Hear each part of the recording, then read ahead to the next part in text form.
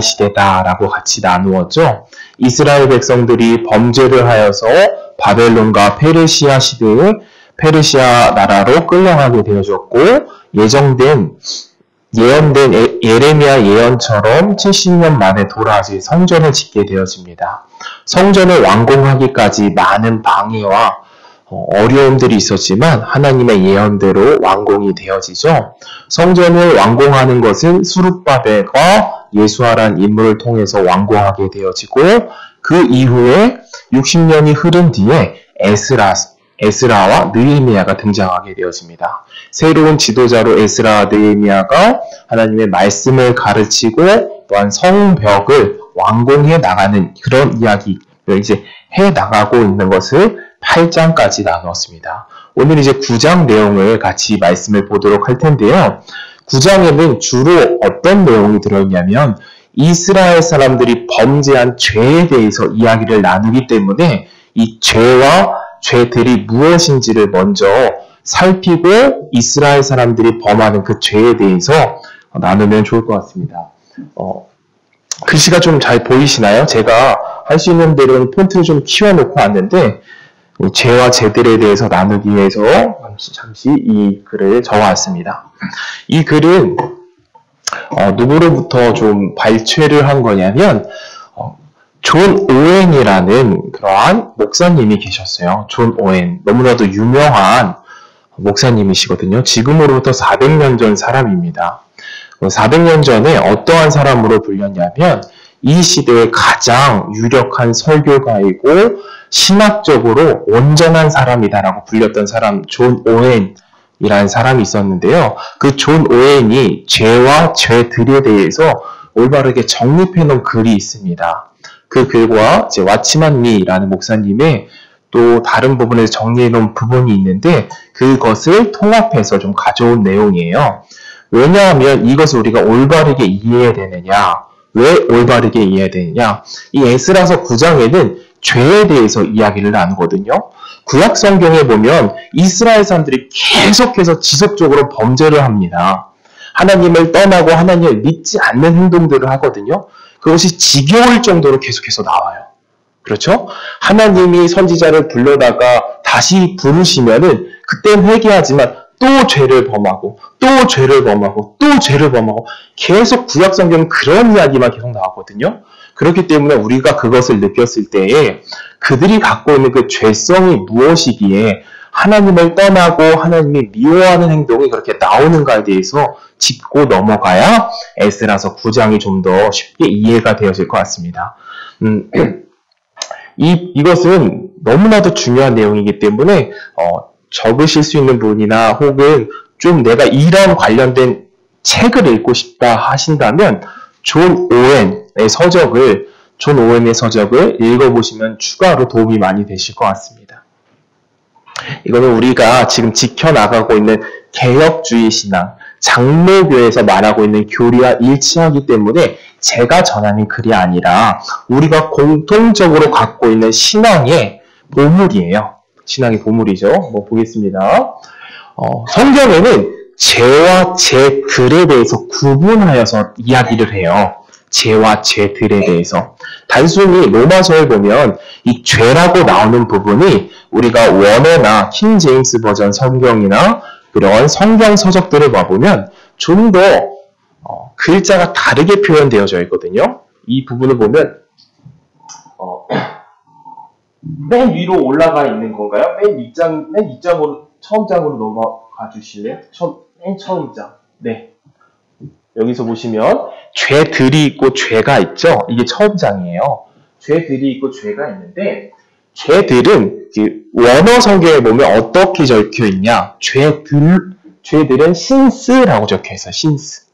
그리고 죄는 신이라고 적혀 있거든요. 그러니까 로마서의 죄와 죄들에 대해서 구분을 아주 자세하게 적어놨어요. 누가? 사도 바울은 죄와 죄들에 대해서 로마서에 대해서 아주 자세하게 적어놨거든요. 그래서 로마서 1장부터 5장까지는 죄들에 대해서 설명을 해나갑니다.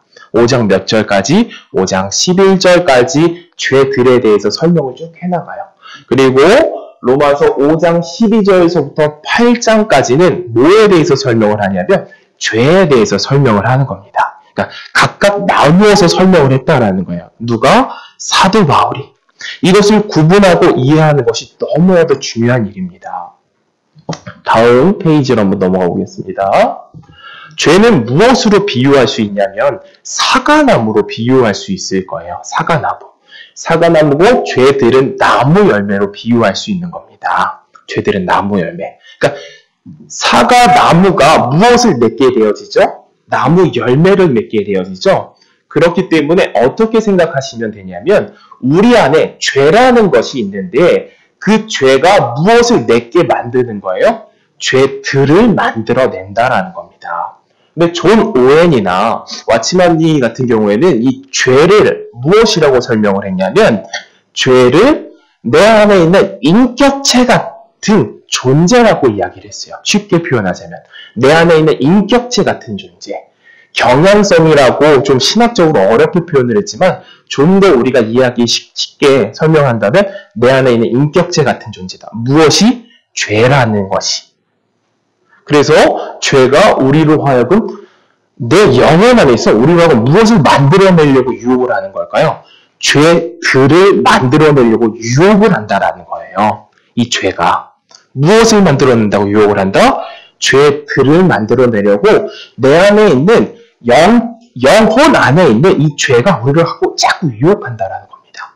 무엇을 만들어내기 위해서? 죄들을 만들어내기 위해서. 죄가 영혼 안에 있다라는 말이 굉장히 중요합니다. 이것을 올바르게 이해하지 못한 사람들이 만들어낸 신학이나 어떠한 신학적 경향성은 무엇이었냐면 바로 수도원이나 기도원을 만드는 것이 잘못된 행위였어요. 그 사람들은 어떻게 보았냐면 죄는 내 육신 안에 있는 것이다 라고 보았다라는 거예요. 과거 1세기에 있던 사람들이 육신 안에 있는 거기 때문에 내 육신을 어떻게 해야 된다고 생각을 했을까요? 내 육신을 쳐서 다스려야 된다라고 생각을 했어요. 그래서 최초에 무엇이 지어졌느냐? 수도원이 지어졌던 거예요. 내 육신 안에 죄가 있기 때문에 이것을 다스려야겠다. 그래서 세상과 멀리 떠나서 무엇을 하기 시작하는 겁니다? 수도를 하기 시작했던 겁니다. 그 수도 안에 무엇도 있었을까요? 금식하는 것, 음식을 자제하는 것, 성욕을 자제하는 것, 이런 것들을 자제하기 위해서 수도원을 만들었다라는 거죠. 그것이 어떻게 생각했기 때문에 만들어진 것이라고요? 내 육체 안에 무엇이 있다? 죄가 있다라고 생각했기 때문에. 그런데 성경은 내 육체 안에 있다라고 말하지 않아요. 죄는 어디 안에 있다라고 보는 거죠, 저희는? 죄는 내 영혼 안에 있다라는 겁니다. 내 영혼 안에서 죄들을 만들어내려고 하는데 이 죄가 영혼 안에 있기 때문에 한 가지 못하는 것이 있어요. 한 가지 못하는 것. 무엇을 못할까요? 악을 못 만들어내는 겁니다. 악. 왜 악을 못 만들어낼까요? 영혼인 존재이기 때문에 악들을 못 만들어내는 거예요. 악을 만들어내려면 그 매개체로 무엇이 필요할까요? 이 육신이 필요한 겁니다. 육신. 우리가 범죄 행위나 악들이 이 세상에 악이 굉장히 많잖아요. 그러면 영혼인 존재가 만들어낼 수 있어요? 없어요? 못 만들어내겠죠? 영혼인 존재는 못 만들기 때문에 무엇을 도구로 쓰는 거예요? 우리의 육신을 사용을 하고자 하는 거예요. 그래서 내 안에 있는 죄가 우리를 유혹함으로써 무엇을 만들어내는 거죠? 그 유혹당한 인간이 그것으로 하여서 만들어내는 것들이 무엇이에요? 죄대가 악이라는 겁니다. 그래서 성경에는 죄, 악이라고 표현하기도 하는 것이에요. 근데 이 죄라는 것은 성경에 무엇이라고 이야기하냐면 이 영혼이 무엇을 주된 것으로 무엇을 하느냐? 요한복음 16장 9절 한번 말씀을 볼까요? 요한복음 16장 9절인데요. 그 PPT 저희가 기본으로 띄워주시면 될 거예요. 그리고 이걸 띄운 다음에 EXC를 눌러서 꺼주셔야 됩니다. 다시 그래야 그 화면으로 돌아오거든요. 한번 보겠습니다. 죄에 대하여 함은 저희가 나를 믿지 아니함이요 라고 말하고 있죠. 이 영혼 안에 있는 죄가 우리로 하여금 무엇을 못하게 한다는 거예요? 하나님을 믿지 못하도록 만든다라는 겁니다. 하나님을 믿지 못하도록 만든다는 거예요. 일반 세상 사람들이 죄라고 생각하면 무엇이라고 생각을 하죠? 무엇이라고 생각하죠? 도덕적인 것이라고 생각을 한단 말이에요. 도덕적인 것. 어떤 경찰서에 끌려가는 그 죄들을 생각을 한단 말입니다. 그렇죠? 남을 미워하고 시기하고 질투하고 폭행하고 살인하고 이런 것들을 세상 사람은 죄라고 여기지만 우리가 기독교인으로서 우리가 먼저 알고 있는 지식은 무엇인 거예요? 내 안에, 영혼 안에 경향성, 이 어떤 죄라는 존재가 있는데 그 죄라는 존재가 무엇을 만들어낸다? 죄악들을 만들어내고 또 무엇을 한다? 하나님을 믿지 못하도록 만든다라는 거예요. 하나님을 믿지 못하도록. 그렇다면 이것을 오늘날 적용해서 우리 주변 안에 있는 많은 사람들이 하나님을 믿지 못하는 이유에 대해서도 설명을 할 수 있겠죠. 무엇이 있기 때문에 믿지 못하는 것일까요? 내 안에 있는 죄가 믿지 못하게 만드는 거예요. 어떤 방법론을 써서 저 사람을 믿게 만들어야 된다. 교회가 어떤 프로그램을 써서 저 사람을 믿도록 도와줘야 된다. 그런 것이 성경적인 것이 아니라는 겁니다. 왜 믿지 못하느냐? 바로 이 죄가 우리로 알고 믿지 못하게 만든다라는 겁니다. 다시 그 페이지로 돌아와서 이 죄에 대해서 좀 더 살펴보도록 하겠습니다. 이 죄와 죄들에 대해서 지금 이야기를 해나가고 있죠. 그러니까 로마서 초입 부분에는 무엇에 대해서 이야기를 한다고 이야기를 나누었죠? 죄들에 대해서 이야기를 한다고 나누었어요. 죄들. 1장서부터 5장 12절까지는 죄들에 대해서 이야기하는데 이 죄들에 대해서 붙어오는 말이 무엇이냐면 죄사함이 붙어와요. 항상. 죄사함이라는 것은 무엇을 사해줬다라는 거예요? 그러면 죄들을 사해줬다라는 거예요. 죄들을. 죄들에 대해서는 항상 무엇이 붙어온다? 사함이라는 말이 붙어온다라는 겁니다. 사함이라는 말. 이게 저도 이거 공부하고 배워나가는데 굉장히 머리가 어렵더라고요. 생각이 이게, 헷갈리는데, 로마서 처음엔 뭐였지? 후반엔 뭘 말했지? 이게 헷갈리는 거예요. 그렇기 때문에 이걸 꼭 적어두시고 보시면은 큰 도움이 되실 것 같아요. 그러니까 로마서 1장서부터 5장까지는 죄들에 대해서 설명을 하는데 사도 바울이 이 죄들과 같이 붙어오는 말이 무엇이다? 사함이라는 단어예요. 사함이라는 단어. 그러면 죄들 말고 죄에 대해서는 항상 꼭 무엇이 붙어오냐면 죄의 해방이 붙어와요. 죄의 해방. 이 로마서 6장서부터 쭉 보시면 해방에 대해서 이 말이 붙어온다라는 거예요. 그러니까 이것을 잘 구분을 해주셔야 됩니다. 다음 챕터를 넘어가기 위해서는 다시 한번 정리해 볼까요? 조금 어려우시죠? 저도 사실 너무 어렵더라고요, 이게. 그렇지만 이게 큰 유익이 되실 겁니다. 신학적인 용어고 너무 까다로운 어떤 내용들이 아니기 때문에 단순히 암기해야 되는 부분도 있지만 큰 도움이 되실 거라고 저는 생각이 되어지거든요. 제가 다시 한번 말씀을 드려볼 테니까 우리 지사님과 권사님과 우리 교회 식구분들이 한번 이야기를 해봐 주시는 거예요. 죄는 어디 안에 있다? 내 영혼 안에 있다. 죄는 무엇을 만들어낸다? 죄들을 만들어낸다. 그렇죠? 그리고 죄는 누구를 믿지 못하게 만들죠? 하나님과 예수님을 믿지 못하게 만들죠. 그렇죠? 죄들에 대해서는 꼭 무슨 단어가 붙어온다? 사함이 붙어온다. 너무너무 잘해주시고 계세요. 예. 그러면 죄에 대해서는 꼭 무슨 말이 붙어온다? 해방이 붙어온다라는 거예요. 한번 말씀 구절을 몇 구절 찾아보도록 할까요? 먼저 죄들에 대해서 로마서 3장 20절 한번 볼까요? 로마서 3장 20절 한번 보도록 하겠습니다. 그러므로 율법의 행위로 그의 앞에 의롭다 하심을 얻을 육체가 없나니 율법으로는 죄를 깨달음이니라. 여기서 말하는 죄는 뭘 말하는 거죠? 죄들을 깨닫는다는 거야. 죄들. 율법으로는 무엇을 깨달을 수 있다? 죄들. 내 안에 나왔던 그 죄들을 깨달을 수 있다는 겁니다. 실제로 그렇잖아요. 율법이 있기 때문에, 이 세상 법이 있기 때문에 내가 죄들을 저었구나 알 수 있단 말이에요. 그렇죠? 저도 범죄를 한 적이 있어요. 안전벨트도 안 매다가 걸려본 적 있고 그날따라 하원엄마가 저에게 그렇게 밥도 잘 안 챙겨주고 그러더라고요. 딱지뗀 날을. 예. 죄들을 지었을 때 무엇이 있어야 죄들이 있다라는 거 알죠? 법이 있어야 죄들이 있다라는 걸 알죠? 제가 안전벨트를 안 매고 경찰을 만나서 딱지를 떼보니까 내가 죄들을 졌구나 이렇게 안다는 것처럼 율법이 하는 행동은 무엇이라는 거예요? 죄들을 알려준다라는 거예요. 또 로마서 3장 23절도 한번 보겠습니다. 로마서 3장 23절 모든 사람이 죄들을 범하였음에 하나님의 영광에 이르지 못하더니 라고 보면 되겠죠? 로마서 4장 7절입니다.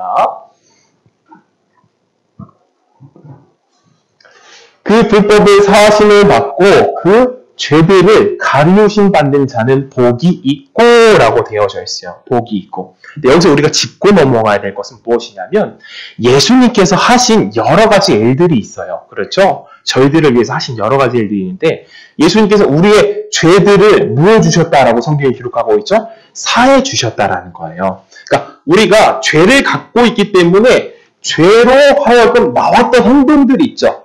나왔던 행동들. 죄들을 범한 것들이 너무나도 많은 겁니다. 그것을 사해 주셨다라는 거예요.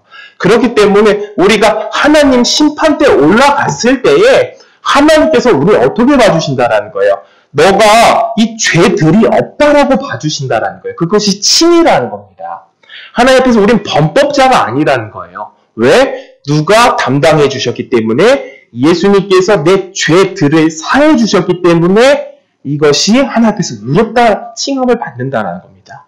그렇다고 해서 칭찬과 책망이 없는 건 아니에요. 칭찬과 책망은 있습니다. 그에 따른 영광도 있어요. 그렇지만 하나님 앞에 갔을 때 우리가 죄들에 대한 사함에 대해서 예수님으로 인해서 이미 받은 자이다라는 것을 짚고 넘어가고요. 다시 프린트물로 한번 넘어와 볼까요?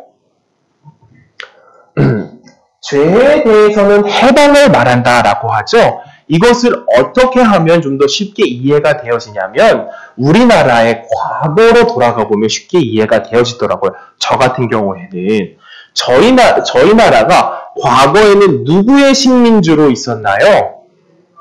일본 사람들에게 식민지로 있었습니다.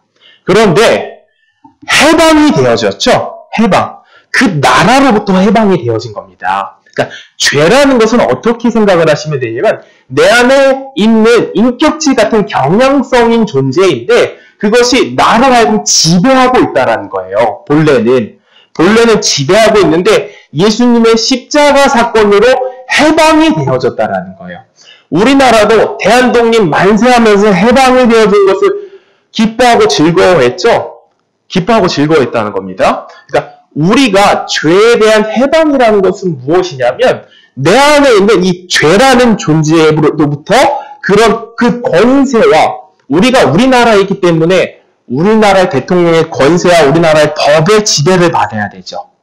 그러한 것처럼 이제는 죄라는 나라에서 해방되어졌다는 거예요. 이 죄라는 나라에서 해방되어져서 이 안에 새로운 나라가 들어오는데 누가 들어오게 되어지느냐? 성령이라는 나라가 새롭게 들어오진다는 거예요. 성령. 말씀 구절을 한번 보겠습니다. 로마서 6장 18절 보겠습니다.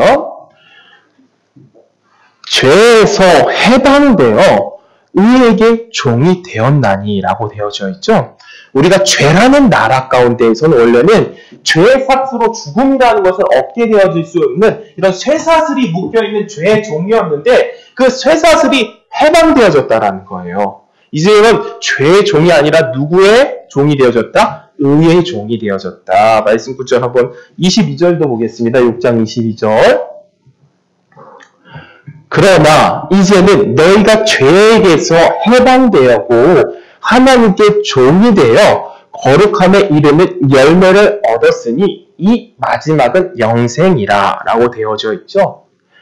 다시 말씀 구절 한 번 더 보겠습니다. 로마서 8장 2절입니다. 로마서 8장 2절. 이는 그리스도 예수 안에는 생명의 성령의 법이 죄와 사망의 법에서 너를 이게 너무 중요한 거거든요. 무엇이냐면 원래는 우리가 어떤 나라에 속해 있었어요? 죄의 나라에 속해 있었어요. 그런데 여기서 해방되어지고 누구의 나라가 들어왔다라는 거예요? 성령의 법, 성령의 나라가 들어왔다라는 거예요. 성령이 이제는 우리로부터 그 안에서 지배받도록 되어진다라는 건데요. 한번 말씀 구절 21절도 한번 보겠습니다. 로마서 8장 21절입니다. 그 바라는 것은 피조물도 썩어짐의 종로릇한 데 돼서 해방되어 하나님의 자녀들의 영광의 자유에 이르는 것이니라 라고 그래서 해방에 대해서 계속해서 이야기하고 있습니다. 이것은 어떻게 이해가 여기 처음부터 끝까지 이해를 해주셔야 되냐면 우리는 본래 죄의 노예였습니다. 그렇죠? 우리가 의지적으로 하나님을 따르고 싶어도 따를 수가 없었어요. 하나님을 믿고 싶어도 믿을 수가 없었어요. 내 안에 무엇이 나를 지배하고 장악하고 있기 때문이죠. 죄라는 존재가 나를 장악하고 지배하고 있기 때문에 하나님을 믿을 수도 없고 하나님을 따를 수도 없다라는 거예요. 그런데 예수 그리스도께서 우리로 하여금 죄들을 사해 주시고 죄에서 해방하게 해주셨어요. 그리고 누구를 보내주셨죠? 내 안에 성령을 보내주시는 거예요. 성령을 보내주셔서 그로 하여금 이제 새로운 법에 새로운 지배를 받게 하셨는데 누구로부터 지배를 받게 되어지는 거예요? 성령으로부터 지배받는 상태가 되어지는 거예요. 성령으로부터 지배받는 상태에 이르는 사람들에게 나오는 특징이 무엇일까요? 예수가 믿어진다라는 겁니다.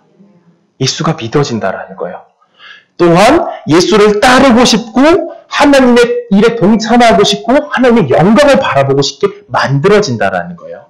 그리고 또한 죄들을 만들어내기보다는 하나님의 선을 만들어내고 하나님의 일을 만들어내고 하나님의 영광을 드러내는 존재가 되어진다는 건데요. 근데 우리가 실제로 생활을 해보다면 내 안에 아직까지도 성령의 지배를 받고 있지만 무엇이 있다는 것을 느껴요? 죄가 있는 것을 느끼는 거예요.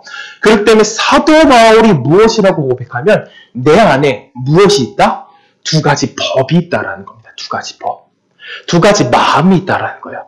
이것이 항상 싸운다라는 거예요. 내 안에서 싸운다라는 거예요. 그런데 누가 자꾸 이긴다 그래요? 누가? 이 죄가 자꾸 이긴다라는 거예요. 죄가. 그래서 사도 바울이 뭐라고 고백합니다? 곤고하다. 괴롭다라고 고백을 한다라는 겁니다. 그렇기에 이 성령이 내주하고 있는 사람에게서 나타나는 특징 또 무엇이 있다라는 거예요? 이 죄와 싸움 때문에 내 마음에 곤고함도 생기고 아픔도 생긴다라는 거예요. 그러니 이렇게 생각을 해주시면 되는데 아직 우리가 해방은 되어졌지만 우리나라 해방은 되어졌지만 우리가 일제로부터 오랜 시간 동안 그 안에서 지배를 받고 살아보다 보니까 그 안에서 습관들이 생겼겠죠. 일본식 습관이 생긴 겁니다. 일본식 문화가 생긴 거고. 그래서 이 안에서 자꾸만 그런 것들이 나오는 거예요. 과거의 옛 습관, 옛 모습, 옛 본성들이 나오는 거거든요. 그런데 이 성령이 점차 어떻게 간다라는 거예요? 우리로 하여금 성화시켜 간다라는 거예요. 이 성화는 우리가 하는 것이 아닙니다. 성화는 내가 저기 가서 나를 더 깨끗하게 해야지 금식을 해서 정결하게 살아야지 그것이 아니라 하나님이 하신다라는 거예요. 성령님께서 나로 하여금 성령의 지배를 받도록 점차 장악해 나간다라는 것이 이 성화의 과정이라는 것인데요. 그렇다면 우리가 에스라서를 하고 있는데 왜 이 이야기를 먼저 하느냐? 구약 시대에는 성령을 받은 상태입니까? 못 받은 상태입니까? 성령님이 아직 우리 안에 내주하지 않는 상태예요. 그리스도께서 오셔서 십자가 사건을 이룬 뒤에 성령님이 오셔야 되는 순서이기 때문에 구약에 나오는 인물들은 자꾸 죄의 지배를 받을 수밖에 없는 거예요. 그렇죠? 그러니까 에스라서에 나오는 내용들도 자꾸 죄악에 빠지는 모습들이 보이시거든요. 그럴 때 우리는 어떠한 관점으로 봐야 되냐? 아직 성령께서 오시지 않고 그들이 그의 지배를 받고 있는 상태이기 때문에 자꾸 범죄하는 것이다. 근데 에스라서와 말라기서와 느헤미야서가 동시대 인물이었거든요. 에스라, 느헤미야, 말라기. 이 세 사람의 이야기가 어떻게 끝나게 되어지느냐? 해피엔딩으로 안 끝나요. 해피엔딩으로. 이렇게 해서 이스라엘 사람들이 다시 국가를 세우고 성전을 세우고 온전히 하나님을 위해 살았다 이렇게 끝나는 것이 아니라 죄를 범하는 것으로 끝나게 되어지거든요. 그러면서 누가 오기를 기대하고 있는 거예요? 400년 뒤 에스라, 느헤미야, 말라기, 뒤에 400년 뒤 예수가 오기를 기다리는 시대가 이제 열리게 되어지는 겁니다. 이런 스토리로 이제 진행이 되어져 가거든요. 다시 한번 마지막으로 정리하고 본론으로 넘어가도록 하겠습니다.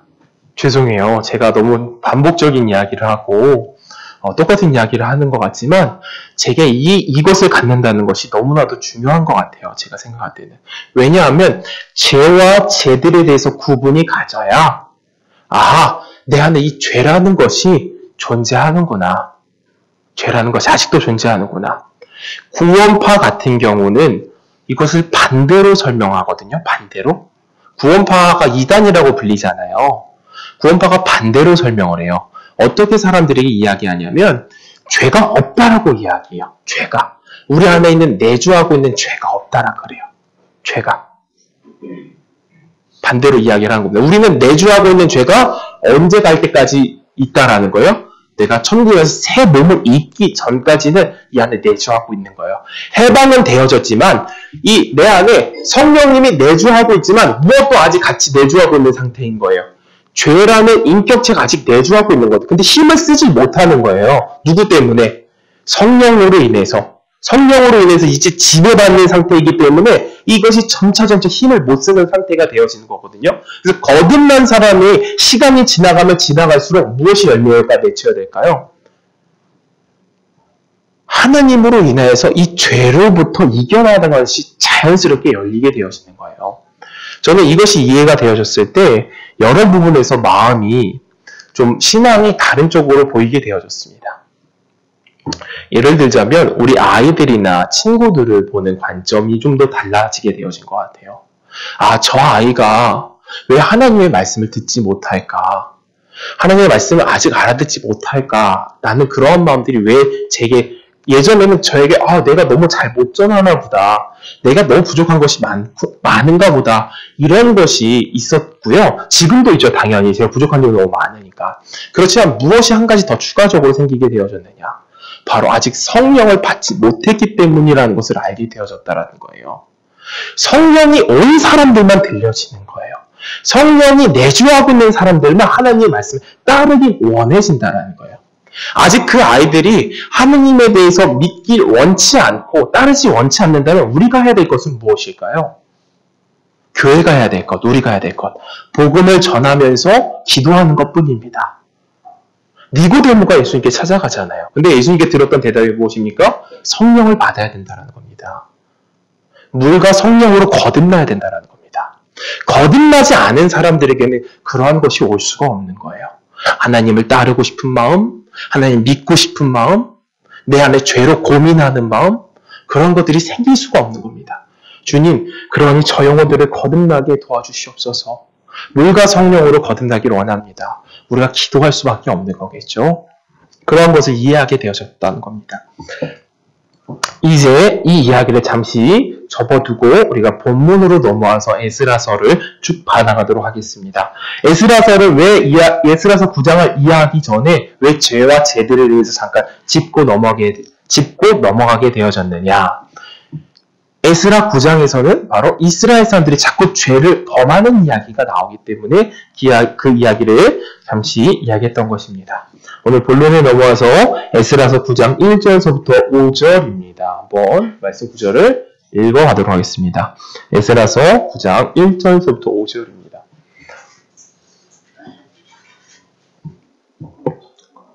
이 일 후에 방백들이 내게 나와 가로되 이스라엘 백성과 제사장들과 레위 사람들이 이 땅 백성과 떠나지 아니하고 가나안 사람과 헷 사람과 브리스 사람과 여부스 사람과 암몬 사람과 모압 사람과 애굽 사람과 아모리 사람의 가증한 일을 행하여 여기 보면 1절에 보면 이 일 후에라고 적혀있죠. 에스라가 도착해서 성경을 가르치고 난 뒤에 몇 개월이 지난 상태인 거냐면 이제 4개월이 지난 상태인 거예요. 에스라가 도착하고 성경을 가르치고 4개월이 지났는데 어떤 일이 발생하게 되어지느냐. 교독하면서 보겠습니다. 2절을 우리 성도님들이 읽어가도록 하겠습니다.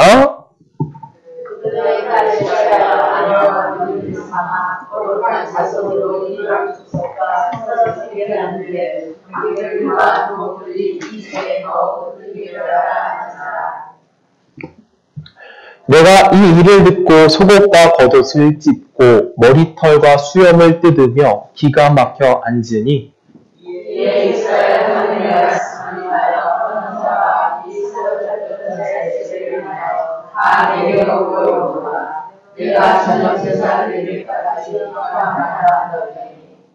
저녁 제사를 드릴 때에 내가 근심 중에 일어나서 속옷과 겉옷을 찢은 대로 무릎을 꿇고 나의 하나님 여호와를 향하여 손을 들고 5절까지입니다.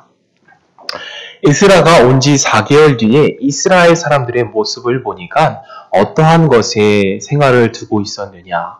바로 그 당시 주변에 있던 국가들이 있죠. 사마리아 사람들과 바벨론 사람들과 아모리 사람들과 모압 사람들, 속국으로 있었기 때문에 이스라엘 주변에 여러 속국들이 같이 있었는데요. 그 사람의 아들과 딸들을 사랑하여서 결혼하기 시작을 하는 겁니다. 이 결혼한 소식을 듣고 이 에스라가 분노하고 하나님의 마음으로 아파하기 시작하는데요. 이 본론의 내용은 믿는 사람과 결혼해야 된다, 이런 이야기를 하려고 우리에게 준 이야기가 아닙니다. 이런 이야기를 하려고 준 것은 아니고, 왜 에스라가 왜 다른 민족과 결혼하는 것에 대해서 분노하고 화가 나게 되어졌냐면, 말씀 구절을 잠시 이것을 보고 이야기를 나눠보도록 하겠습니다. 에스라서 9장 12절입니다. 에스라서 9장 12절입니다.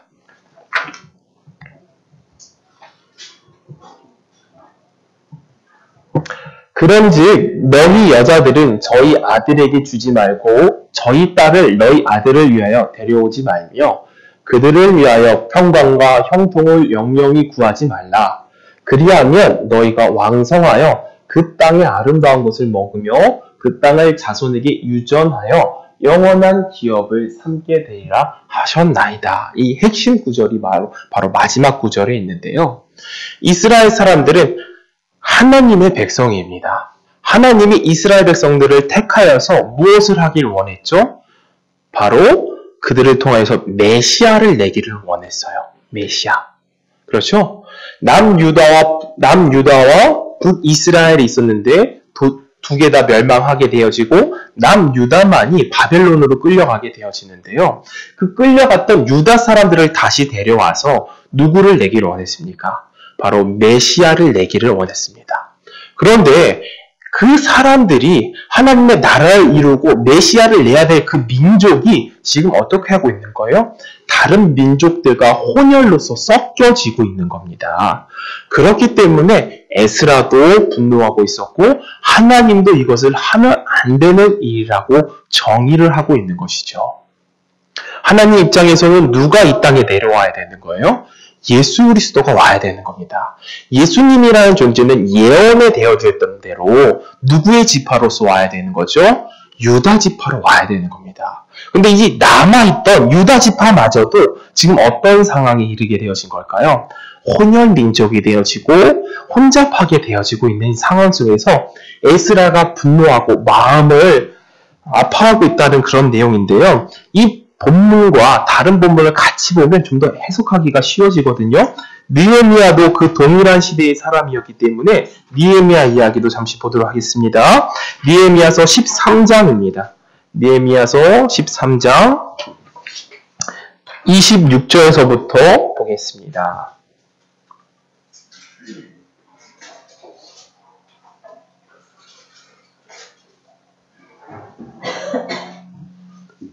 느헤미야서 13장 26절에서부터 또 이르기를 옛적에 이스라엘 왕 솔로몬이 이 일로 범죄하지 아니하였느냐? 저는 열국 중에 비길 왕이 없이 하나님의 사랑을 입은 자라.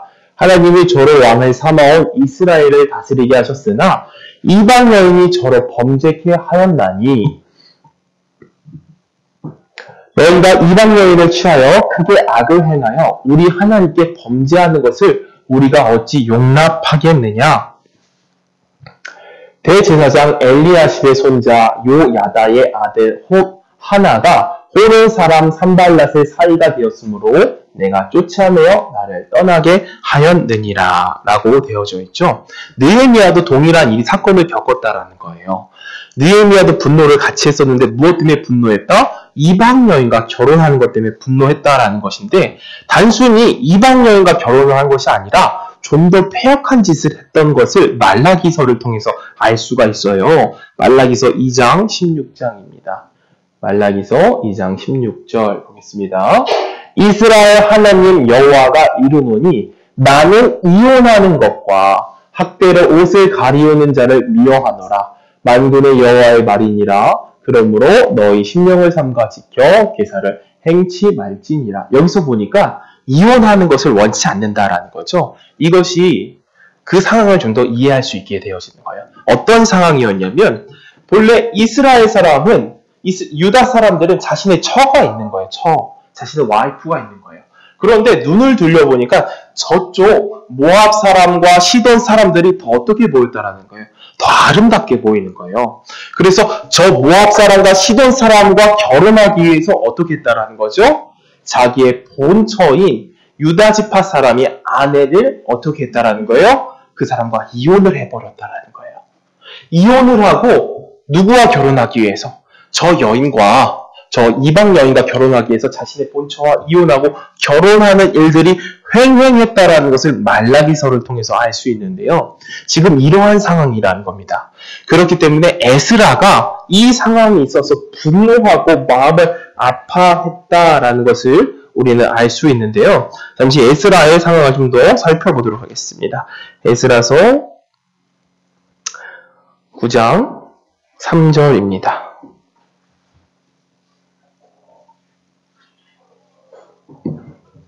9장 3절 내가 이 일을 듣고 속옷과 겉옷을 찢고 머리털과 수염을 뜯으며 기가 막혀 앉으니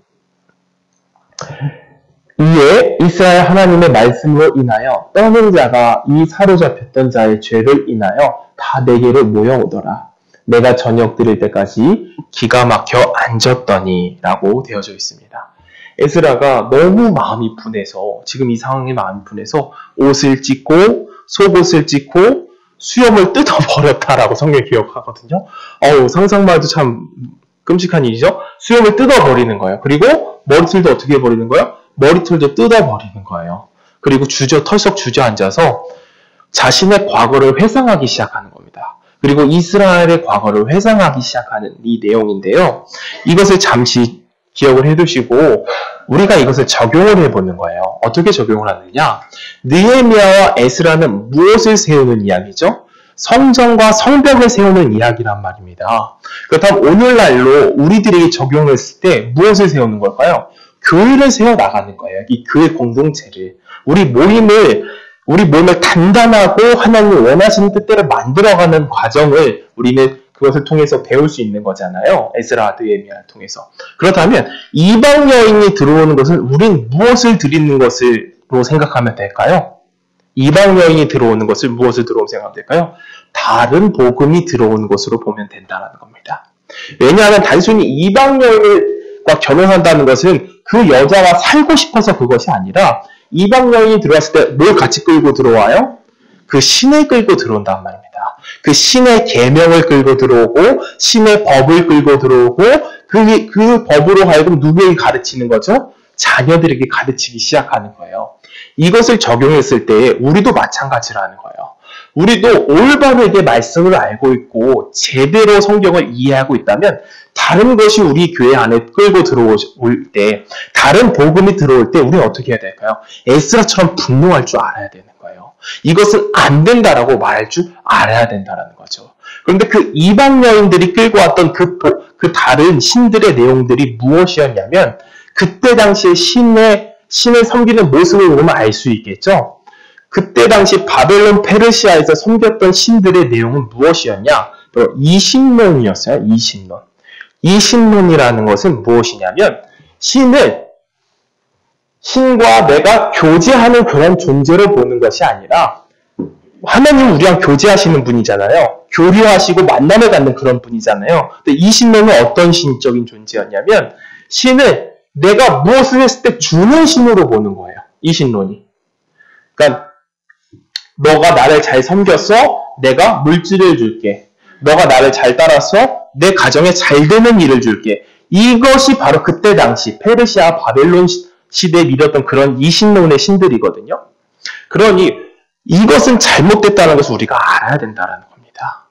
에스라가 그것에 대해서 분노했다는 거예요. 그런 신들이 들어오는 것에 대해서. 우리는 이신론을 믿는 것이 아닙니다. 하나님을 믿으면 하나님 무엇을 줄게 하다 그런 신을 믿는 것이 아니에요. 우리가 교회 갖고 가는 신앙은.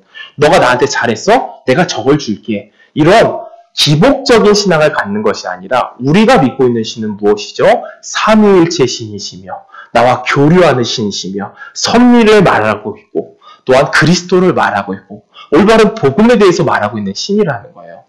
그런데 이것은 오늘날에는 이 신론을 아주 잘 전하는 목사님들이 몇 분 계세요. 가장 유명한 목사님 누구일까요? 바로 조엘 오스틴이라는 목사님입니다. 조엘 오스틴. 미국에 있는 조엘 오스틴 긍정의 힘이라는 책을 쓰신 분인데요. 무엇을 이야기할까요? 그 이신론적 설교로. 하나님을 믿으시면 당신의 삶에 좋은 일들이 생길 겁니다. 라고 선포한다라는 거예요. 하나님 당신을 복주시기 위한 분입니다. 하나님 당신의 삶에 생기를 돋게 하시는 분입니다. 이런 걸 선포하는 것이 바로 이신론적, 그때 당시 에스라가 반대했던 신앙이라는 겁니다. 우리도 마찬가지인 거예요. 우리도 그것을 배격하는 겁니다. 우리가 하나님의 섭리를 이해하고 하나님의 뜻을 이해하면 그것이 잘못됐다는 것을 잘 알게 되어지잖아요. 그렇죠? 그와 같은 것을 짚고 넘어가겠습니다. 좀 더 그 이신론이나 좀 다른 종교 간의 잘못된 것을 알고 싶으시다면 마이클 호튼이 쓴 그리스도 없는 기독교라는 책을 보시면 유익하실 것 같습니다. 다시 본론으로 넘어와서 이제 에스라가 주저앉아서 하염없이 고백하는 장면이 등장을 하는데요. 그 다음 절에서부터 쭉 나오는 겁니다. 어떠한 내용으로서 고백을 하느냐면 주님, 저의 조상들의 죄들을 생각해 봅니다. 이 과거를 뒤돌아보고 우리가 어떻게 돌아왔는지를 생각해 봅니다. 너무나도 지은 죄들이 많습니다, 주님. 하나님이 저희들을 부르시고 택하셨는데 하염없이 죄만 졌습니다. 이 죄들이 머리 정수리까지 차서 도저히 하나님 앞에 나아갈 수가 없습니다, 주님. 하나님 우리를 불쌍히 여겨주셔서 저쪽 먼 나라에 페르시아와 바벨론에 끌려갔음에도 불구하고 저들을 긍휼히 여겨주셔서 다시 되돌아오게 하시고 이곳에 성전을 짓게 하시고 하나님의 말씀을 가르쳐 주셨는데도 불구하고 우리가 이렇게 또 범죄했습니다. 또 죄를 지었습니다, 주님. 어찌합니까? 라고 이제 에스라가 자신의 뒤를 돌아보고 백성들에게 이야기를 하기 시작을 하는 겁니다. 근데 우리가 구약의 이야기를 아까 죄와 죄들에 대해서 이야기를 나누었잖아요. 성령이 아직 내주하지 않는 상태에는 어떤 것밖에 될 수 없는 거예요? 죄악들을 계속 만들어낼 수밖에 없는 거예요. 그래서 구약의 이야기를 보실 때에 그러한 식으로 그런 관점을 보셔야 돼요. 이놈들 또 죄졌어. 이것이 그렇게 보실 것이 아니라 죄에 지배당하고 있는 상태. 그런데 그 죄의 지배를 누가 풀러오신 겁니까? 예수님이 풀러오시는 거예요. 죄에서 사함을 받게 해주시고 죄에서 해방을 받게 해주시는 겁니다. 결국 에스라와 말라기와 느헤미야가 어떻게 끝나느냐? 메시아를 기다리면서 끝나는 거예요. 메시아를 기다리면서. 또 범죄했습니다. 또 넘어졌습니다. 그러면서 성전 문이 쾅 닫히면서 나중에 누구의 이야기로 넘어와요? 예수 그리스도의 족본이라 하면서 시작을 하는 거예요. 그 이야기가 이제 구약 성경의 끝이 되게 되어지는 거거든요. 근데 이 에스라와 동시대에 살았던 사람 이야기를 잠시 짚고 넘어가 보겠습니다. 에스라와 동시대에 살았던 사람이 누구라고 우리가 나누었죠? 느헤미야다. 근데 이 느헤미야도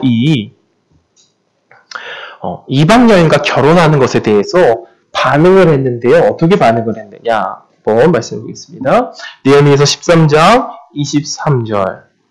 우리가 지난 시간에 이야기를 나누었죠. 에스라와 느헤미야 성격이 어떻다고 그렇게 말씀을 드렸어요? 정반대되는 사람이에요. 이 두 사람이. 에스라는 어떤 사람이었죠? 에스라가 고향 땅으로 돌아오는 길인데 왕이 물어보거든요. 에스라야, 내가 널 뭘 도와줄까? 너 고향길로 돌아갔는데 참 위험하지 않겠느냐? 많은 물건을 가지고 가고 어려움이 있지 않겠느냐? 근데 에스라가 무엇이라고 대답해요? 도움이 필요 없습니다. 하나님이 저를 도와주십니다. 하고 믿는 사람이 에스라였어요. 근데 느헤미야는 어떤 사람이었죠? 왕이시여 이것도 준비해 주시고 저것도 준비해 주시고 저것도 준비해 철저한 사람이었거든요. 성격이 완전 판이한 사람이에요.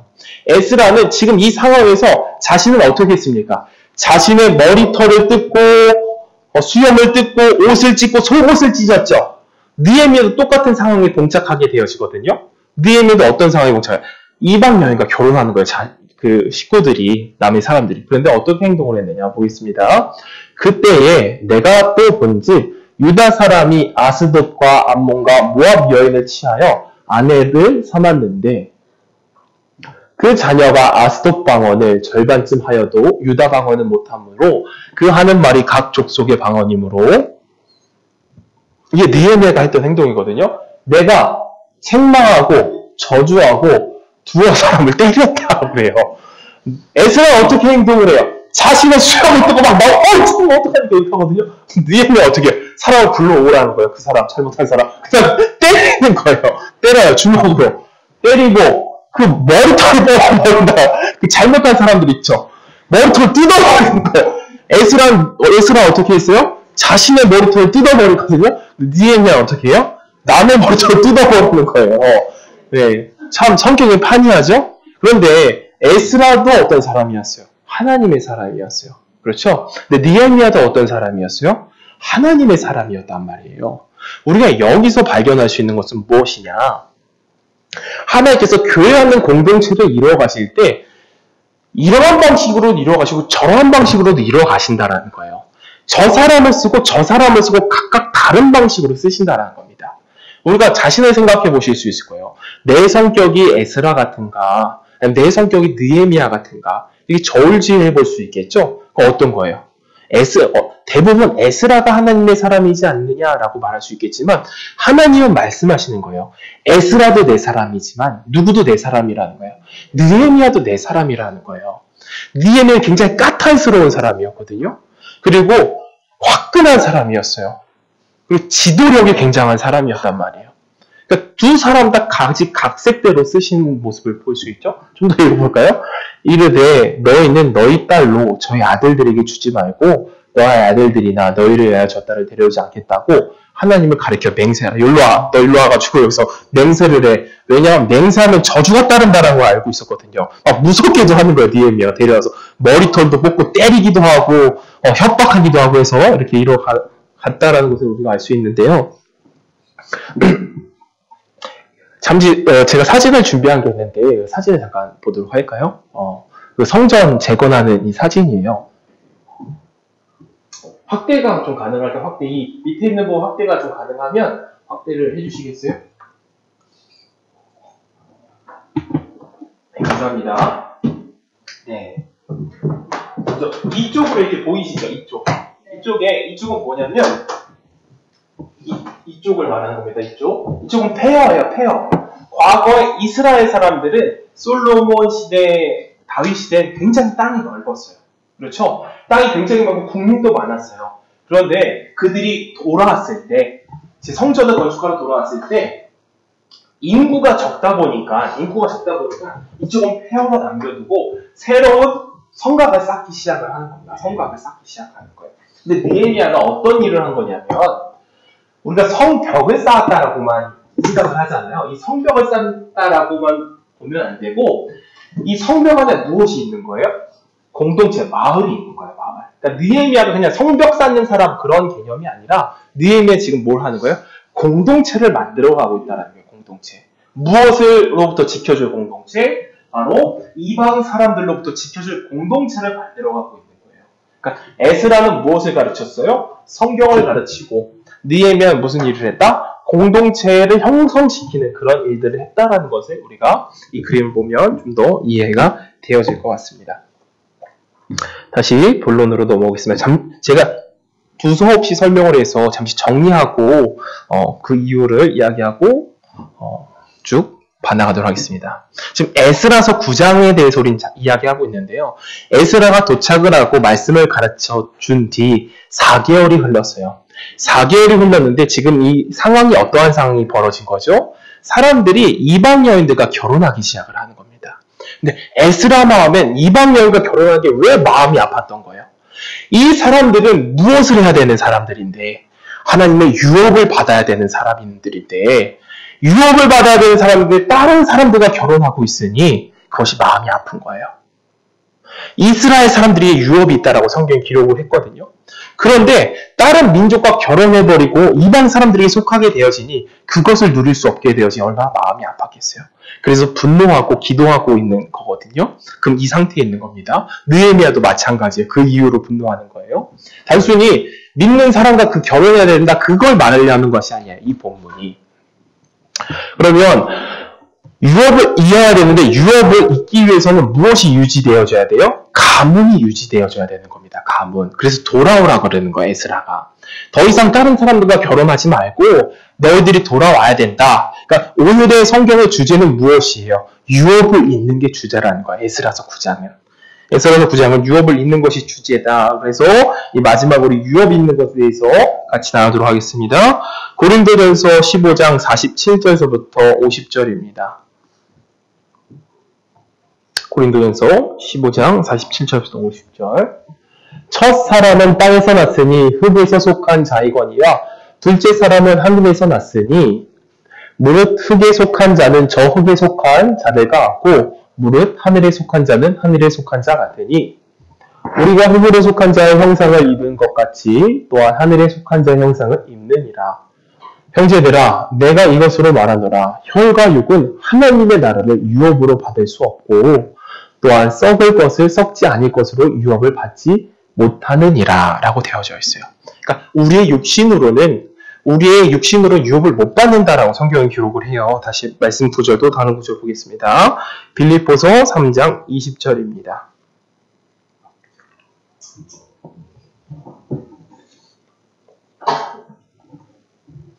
오직 우리의 시민권은 하늘에 있는지라 거기서로 구원하는 자 곧 예수 그리스도를 기다리노니 21절입니다. 그가 만물을 자기에게 복종하실 수 있는 자의 역사로 우리의 낮은 몸을 자기 영광의 몸의 형체와 같이 변케 하시느니라. 우리의 몸이 변하게 되어지거든요. 우리는 지금 이 육신, 죄된 육신을 가지고는 유업을 누리지 못하는 겁니다. 그럼 누가 와야 유업을 잃게 되어지는 거예요? 예수님께서 우리의 죄들을 사여 주시고 죄에서 해방을 시켜 주셔야 우리의 몸이 변화되어질 수 있고 그 변화된 몸으로 우리가 유업을 얻게 되어진다는 거예요.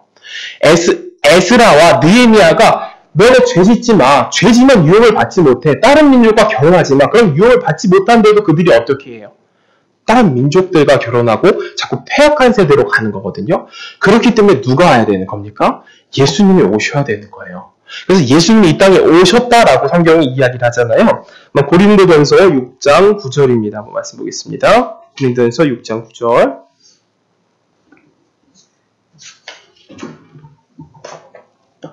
불의한 자가 하나님 나라를 유업으로 받지 못할 줄을 알지 못하느냐? 그래서 불의한 자다라는 건 무엇을 말할까요? 죄들이 있는 사람을 말하는 겁니다.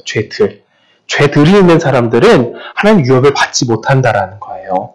그러면 죄들이 있으면 유업을 아무도 못 받으니까 누가 와야 될까요? 예수가 와야 되는 겁니다. 예수가 오셔서 우리의 죄들을 사해 주셔야 되는 거예요. 십자가로 인해서 하나님 앞에 우리가 죄들이 없는 상태가 되어지는 거예요. 불의한 자가 하나님 나라의 유업을 받지 못하는 줄을 알지 못하느냐? 미혹을 받지 말라. 음란하는 자나 우상 숭배하는 자나 간음하는 자나 탐색하는 자나 남색하는 자나 도적이나 탐랑하는 자나 술 취하는 자나 후욕하는 자나 토색하는 자들은 하나님 나라를 유업으로 받지 못하느니라 라고 되어져 있습니다.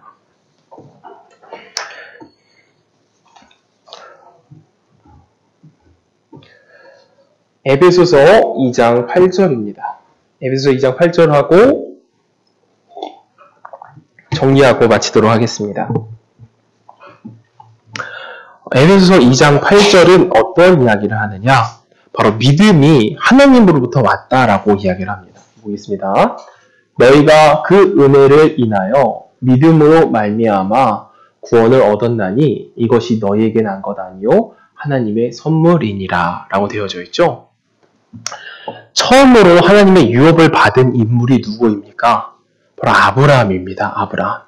아브라함은 하나님의 믿음을 가지고 약속된 땅을 얻었고 그 안에서 많은 자녀를 얻게 되어졌죠. 근데 아브라함이 우리가 알고 있기로는 믿음의 조상이라고 이야기하는데요. 그 믿음의 조상이라는 말은 믿음이 크다라는 말이 아니에요. 믿음이 크다. 저 아브라함이 이삭을 바친 그 믿음이 크다라는 말을 하는 것이 아니라 믿음을 받은 첫 번째 사람이라는 겁니다. 믿음을 받은 첫 번째 사람. 어떠한 믿음의 오늘날 우리가 얻는 그 믿음, 하나님으로 받은 선물 받은 그 믿음을 얻은 것을 보여준 사람의 첫 번째 인물, 그 조상이 원조라는 뜻을 말하는 거거든요. 그러니까 원조 족발하면 그 사람 첫 번째 시작했다는 게 원조 족발이잖아요. 그런 뜻으로 믿음의 조상이라는 거예요. 근데 아브라함이 하나님을 어떻게 잘 믿었습니까? 본래 믿지 않았죠. 하나님께서 아들을 준다라고 말씀하셨을 때 믿지 않으니까 누구를 낳아요? 이스마엘을 낳는 거예요. 믿지 않으니까 어떻게 하는 거예요? 자신의 종을 자녀로 삼는 겁니다. 믿지 않으니까 자신의 아내를 파는 거예요. 그런 세월의 고생을 하면서 쭉 가다가 그 믿음이 어떻게 되어지는 거예요? 하나님이 주신 믿음이 점차 그런 경험들을 통하여서 어떻게 되어지는 거예요? 아, 하나님께서 정말 이루어 주시는구나, 그것을 믿게 되어졌다라는 겁니다. 우리의 유업도 마찬가지라는 거예요. 우리의 유업을 얻는 것은 우리 스스로 하는 것이 아니라는 겁니다. 우리 스스로 만들어가는 것이 아니라는 거예요. 하나님이 우리로 하여금 유업을 얻게 하기 위해서 우리를 믿게 하시고 우리를 따르게 하시고 자신의 일들을 진행시켜 간다는 것이죠. 그렇기 때문에 두려움이 없다는 겁니다. 우리가 믿는 하나님은 내가 하는 하나님이 아니라 하나님이 열심을 부리시는 하나님이라는 거죠. 말씀을 정리하고 마무리 짓습니다. 에스라서 9장은 유업에 대해서 이야기를 합니다. 유업을 얻어야 할 백성들이 지금 다른 사람들과 결혼하러 뛰쳐나가는 겁니다. 그래서 에스라는 마음이 낙심하고 좌절하고 슬퍼하고 눈물 흘릴 때에 누구를 예언을 하고 누구를 예비하시는 겁니까? 예수 그리스도를 예시하는 겁니다. 왜냐? 에스라서, 느헤미야, 말라기서 끝나고 구약이 끝나요. 구약이 끝나고 그 다음 누가 오는 시대로, 예수님이 오는 시대로 이제 시작이 되어지는 거거든요. 그 이야기를 하고 있는 것입니다. 기도하겠습니다.